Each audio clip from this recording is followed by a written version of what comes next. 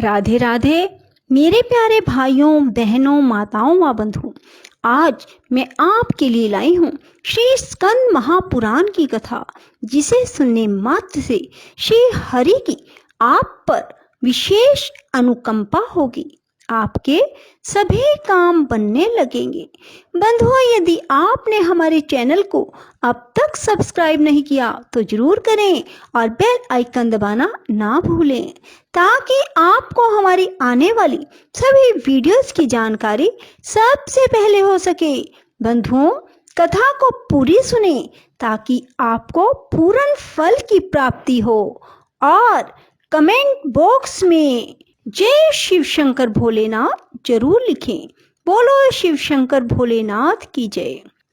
परमेश्वर शिव ने इस प्रकार की बहुत सी बातें वहां कही।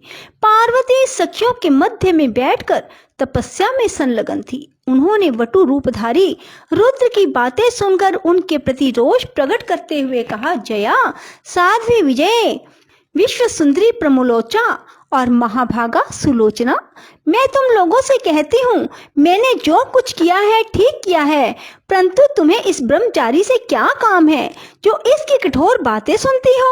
ब्रह्मचारी का रूप धारण करके यह कोई महादेव जी का निंदक आ गया है, ऐसा समझो।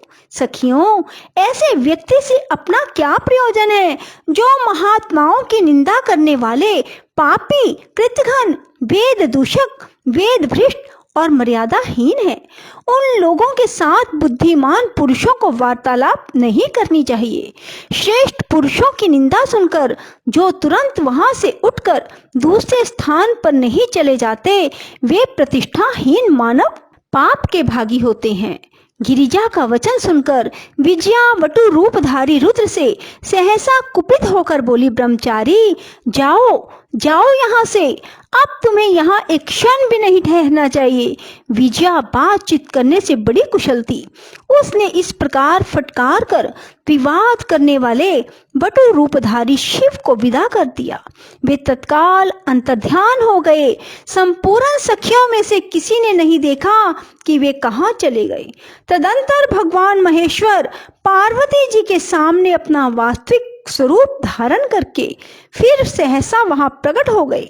ध्यान में लगी हुई पार्वती देवी जब अपने ध्यान का स्वरूप को ढूंढ रही थी, उसी समय उनके हृदय स्थित देवता बाहर दिखाई देने लगे। विशाल नेत्रों वाली सुशीला गिरिजा ने आंख खोल कर देखा तो सर्वलोक महेश्वर देव देवेश्वर शिव सामने दृष्टिगोचर हुए। उनकी लाश निवासी शंकर ने दो भुजाएं, एक मुख और अद्भुत स्वरूप था। मस्तक पर जटाओं का जूड़ा बंधा हुआ था। उसमें चंद्रमा की कला शोभा पा रही थी। भगवान ने हाथी का चमड़ा पहन रखा था। उनके कानों में कुंडल के स्थान पर महाभाग कंबल और अश्वतर, ये दो नाग विराजमान थे। परम कांतिमान सर्पराज वासुकी को हार बना लिया गया था।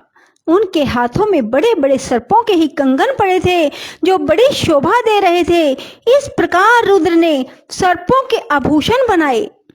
ऐसा स्वरूप धारण कर भगवान शिव पार्वती के सामने खड़े हुए और शीघ्रता पूर्वक बोले, कल्याणी, तुम वर मांगो। उस समय सती साध्वी पार्वती जी को बड़ी लज्जा आई। उन्होंने शंकर जी से कहा, देवेश, आप मेरे सनातन स्वामी हैं, क्या आपको पहले की घटना का कुछ स्मरण है? प्रभु, मैं वही सती हूँ जिसके लिए आपने दक्ष यज्ञ का विनाश किया था। वही आप हैं और वही मैं हूँ। तारकासुर के वध रूप देव कार्य की सिद्धि के लिए मैं मैना के गर्भ से प्रकट हुई हूँ। आपसे मेरे द्वारा एक पुत्र होगा, इसलिए महेश्वर, आप मेरी एक प्रार्थना स्वीकार करें। आपको ऋषियों के साथ हिमवान के पास जाना चाहिए और उनसे मेरे लिए याचना करनी चाहिए। मेरे पिता हिमवान आपकी आज्ञा का पालन करेंगे, इसमें संदेह नहीं है। पूर्व काल में जब मैं दक्ष की कन्या थी, उस समय भी मेरे पिता ने ही मुझे आपकी सेवा में समर्पित किया था। महाभाग, हमारा और आपका विवाह देवताओं की कार्य के सिद्धि के लिए हो रहा है।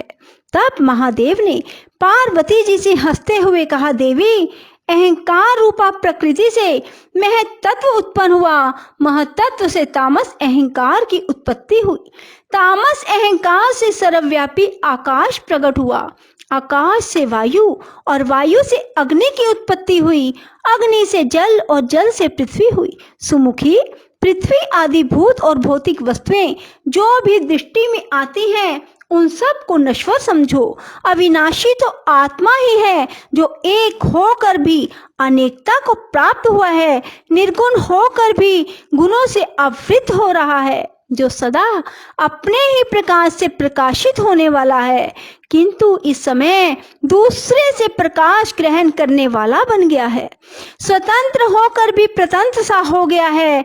देवी, प्रकृति रूप से तुमने ही महतत्व को प्रकट किया है। यह संपूर्ण मायामय जगत तुम्हारे द्वारा ही रचा गया है। तीनों गुणों का कार्य तुमने ही प्रकट किया है। तुम्ही त्रिगुणमयी सूक्ष्म प्रकृति हो। मैं सदा तुम्हारे सब व्यापारों का साक्षी मात्र हूँ। मैं हिमालय के पास नहीं जाऊंगा, उनसे किसी प्रकार की याचना नहीं करूंगा, क्योंकि किसी के सामने दीजिए ऐसा वचन मुंह से निकलने पर पुरुष उसी क्षण लघुता को प्राप्त हो जाता है। ऐसा कहकर भगवान शिव अपने स्थान को चले गए। तदंतर हिमवान अपनी धर्म पत्नी मैना और दूसरे पर्वतों के साथ वहां आए। पार्वती जी ने जब उन्हें देखा तो उठकर खड़ी हो गई और अपने माता पिता तथा भाई बंधुओं को मस्तक झुकाकर प्रणाम किया। तब हिमालय ने मधुरवाणी में पूछा, साध्वी, तुमने जैसे तैसे यहाँ रहकर क्या किया?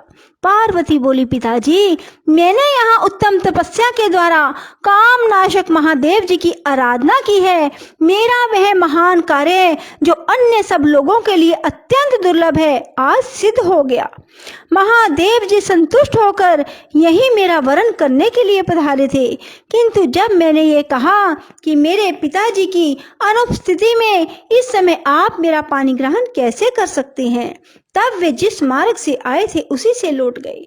पार्वती जी की यह बात सुनकर बंधु बांधवों सहित धर्मात्मा हिमवान को बड़ी प्रसन्नता हुई। वे अपनी पुत्री से बोले, अब हम सब लोग घर को चले।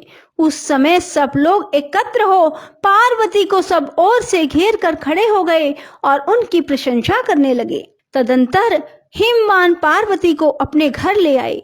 देवता लोग दुंदुभी बजाने लगे, उनके शंख और तुरे भी बज उठे।